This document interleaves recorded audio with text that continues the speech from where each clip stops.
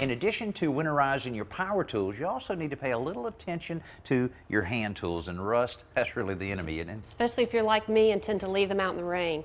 Yeah, like this one right here. Somebody one left right this there. one out in the rain. That one could use a little TLC, I think. Yeah, absolutely. Well, first thing, attacking that rust, if you use a wire brush, you can get a lot of that rust off of there, and that's the first step when you have an acute problem like this one. And then steel wool can really polish it up very nicely. It's already looking better. I know, it's already looking better, and then you can wipe it down, lubricate it with lubricating oil is always a good idea, and work that in there real well. But you've got a little trick about these wooden handles, which is a real vulnerable part of any hand tool, don't you think? Sure is. They'll get brittle, and one day you're going to be out there working, it's just going to snap.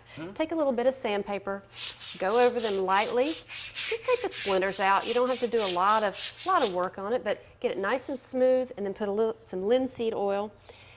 Light coat, let it soak in. I'd go ahead and put a second coat, let that soak in. Sure. And while you're at it, oil those blades. Oh, I got you. Get everything nice and lubricated for the winter. You know, shovels are something that seem like they're always so dull, and people using a bench grinder to try to put an edge on that, that can be a little dangerous. Something like this file would be perfect. This works great. I've used these a lot, in just paying a lot of attention, and just, you'll see it basically getting sharp right in front of your eyes, and then just work it around just like this.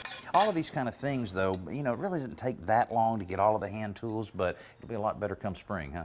Sure, especially if they sit in your garage all winter, the rust is going to get worse, and when spring comes, you're going to want to grab them and go.